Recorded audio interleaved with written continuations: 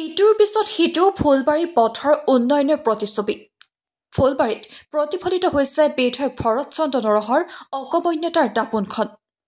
বছৰটোৰ প্ৰথমটো ভৰ বাৰিষাতেই শোচনীয় অৱস্থা ফুলবাৰী অঞ্চলৰ বহুকেইটা পথৰ। অনুৰূপ ধৰণেৰে দুৰৱস্থা এতিয়া লখিমপুৰ জিলাৰ ৰঙানদী সমষ্টিৰ একাধিক বাটপথ। ৰঙানদী সমষ্টিৰ অন্তৰ্গত ফুলবাৰী ভিতৰিপাম সগৰপুৰ পথটোৰ দুৰৱস্থাৰ বাবেই এতিয়া দুৰ্ভোগ ভুগিবলগীয়া হৈছে বৃহত্তৰ অঞ্চলটোৰ সাধাৰণ ৰাইজে। দলহাট নাহৰণি গড়কাপ্তানি পথৰ সংযোগী এই পথটোৰ আজি বহু বছৰ ধৰি মেৰামতি নকৰাৰ ফলত আজি পৰ্যন্তত সুদৃঢ় পথছোৱাৰ বহু অংশ সৃষ্টি হৈছে বৃহৎ আকাৰৰ গাঁত আৰু বোকাময় পৰিৱেশ। অঞ্চলটোলৈ জৰুৰীকালীনভাৱে এম্বুলেন্স তথা বিভিন্ন যাৱতীয় সা সামগ্ৰী অনা নিয়া কৰাৰ ক্ষেত্ৰতো নিতৌ জিয়াতো ভুগিছে ৰাইজে। এই পথেৰে যোৱা বহু মন্ত্ৰী বিধায়কৰ লগতে নেতা কৰ্মীকো ভুক্তভোগী ৰাইজে দৃষ্টিগোচৰ কৰাইছিল যদিও আজি পৰ্যন্ত এনে পথেৰে অহা যোৱা কৰিব লগাত ক্ষুব্ধ ৰাইজে অতিষ্ঠ হৈ পথৰ ওপৰতে সাব্যস্ত কৰিছে প্ৰতিবাদ। লখিমপুৰৰ পৰা বেদান্ত বৰুৱা প্ৰতিবেদন, ৰাজ্যৰ বাৰ্তা।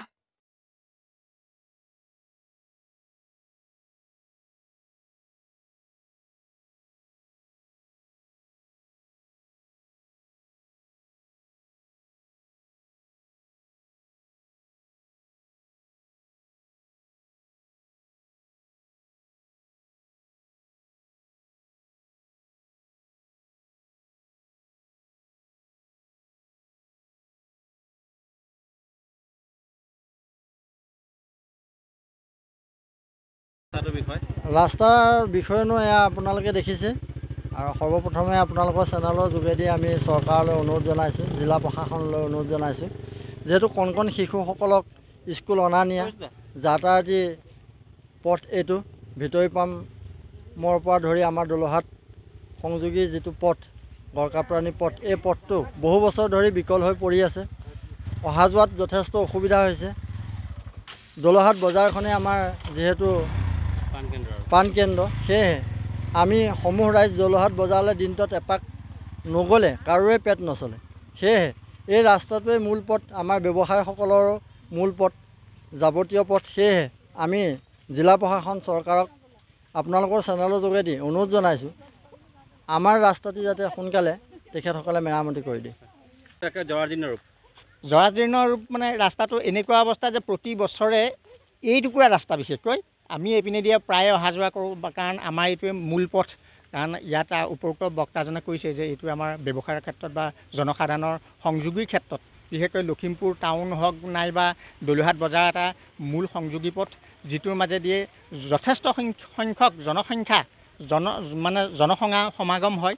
এনে ক্ষেত্ৰত এই ৰাস্তাটোৱে এনেকুৱা এটা যে প্ৰতি বছৰে মেৰামতি কৰে, কিন্তু প্ৰতি বছৰে দেখে খালৈ হয় আৰু এনেকুৱা মুহূৰ্তত হয় যে বাৰিষা সময়তে হয়। সেই সময়তে মানুহৰ যথেষ্ট অসুবিধা আৰু সেই অসুবিধা সময়টোতেহে আমাৰ ৰাস্তাটো বেয়া হয়। গতিকে চৰকাৰক মই এইটোৱে আহ্বান জনাম যে স্থানীয় প্ৰশাসনকো ৰাস্তাটো যাতে অকণ ভালকৈ বনায়।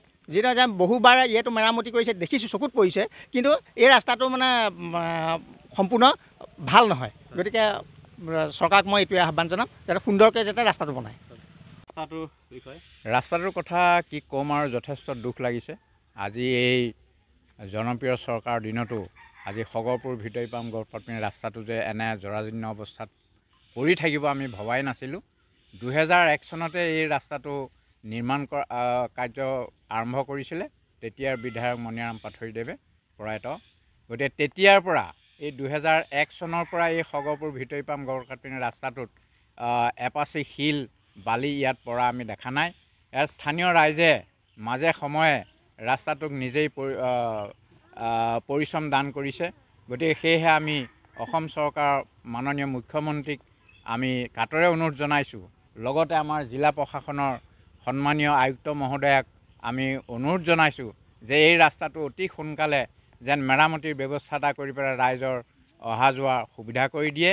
ইয়াৰ কেইবাবাৰো মটৰচাইকেলৰ পৰা স্কুলত অহা যোৱা কৰা ল'ৰা ছোৱালী দুৰ্ঘটনাত পতিত হৈছে, কেইবাবাৰো গাড়ী এক্সিডেণ্ট হৈছে, প্ৰকাণ্ড গাঁত এই ৰাস্তাত সৃষ্টি হৈছে। গতিকে অতি সোনকালে এই ৰাস্তাটোৰ ব্যৱস্থা এটা কৰিব বুলি আমি অনুৰোধ জনাইছোঁ।